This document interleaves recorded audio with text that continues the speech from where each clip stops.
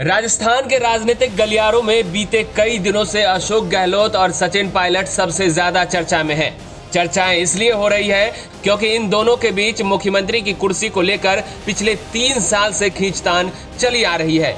दोनों एक दूसरे के खिलाफ जमकर बयानबाजी कर चुके हैं। बयानबाजी के बाद सचिन पायलट ने अपनी ही पार्टी की सरकार के मुखिया अशोक गहलोत के खिलाफ मोर्चा खोलते हुए सड़कों पर आंदोलन शुरू कर दिया। पहले अपनी ही पार्टी की सरकार के खिलाफ अनशन किया और बाद में जन आक्रोश यात्रा निकाली। राजस्थान की राजनीतिक गलियों में अटकलों का बाजार गर्म बना हुआ है। कोई कह रहा है कि वो कांग्रेस छोड़ सकते हैं, तो दूसरी ओर उन्हें अन्य राजनीतिक दलों से मिल रहे ऑफरों की चर्चा हो रही है।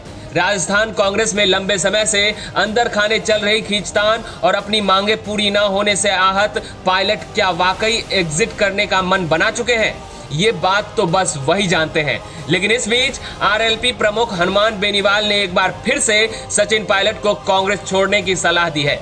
राजनीति संभावनाओं के असीम द्वार खोलती है। कुछ ऐसी ही उम्मीदों के बीच कहा जा रहा है कि 2024 के लोकसभा चुनावों से पहले राजस्थान के विधानसभा चुनाव को लेकर एक्टिव हनुमान बेनीवाल ने जयपुर में अपनी एक प्रेस कॉन्फ्रेंस में गहलोत सरकार पर जमकर हमला बोलते हुए इशारों में पायलट को कांग्रेस छोड़ने की सलाह देते हुए अपनी पार्टी ज्वाइन करने का ऑफर दिया है।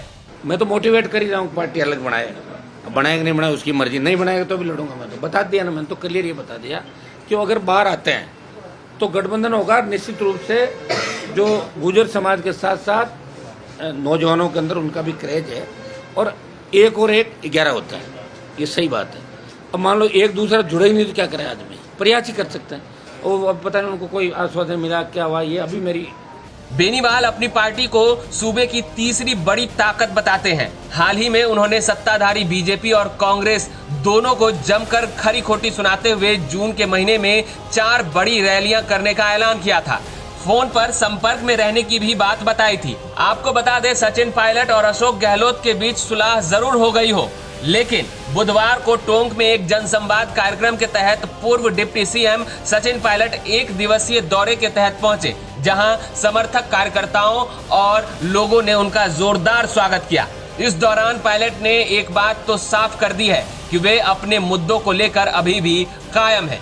उन्होंने कहा कि मैं सदा से ही युवाओं के हितों के लिए पक्षधर रहा हूं। युवाओं के लिए कांग्रेस ही नहीं बल्कि सभी राजनीतिक दलों को भी सोचना चाहिए। उन्होंने तंज कसते हुए अपने विरोधियों को तो चेता दिया कि वे अपने मुद्दे को लेकर कोई समझौता नहीं करेंगे। उन्होंने कहा कि लोग यह ना सोचे कि हमने मुद्दे उठाकर छोड़ दिए हैं। मैं अभी भी अपनी बात पर कायम हूं। मैं युवाओं के हितों के लिए लगातार प्रयास करता रहूंगा। सचिन पायलट का मन अब भी कांग्रेस में ही है, लेकिन अगर उनकी बात ना सुनी गई तो आखिर में वो एक बड़ा कदम उठा सकते हैं। पायलट के आरएलपी या किसी और दल में जाने को लेकर लगाई जा रही अटकलों पर भी अब तक विराम नहीं लगा है। ब्यूरो रिपोर्ट, राजस्थान तक।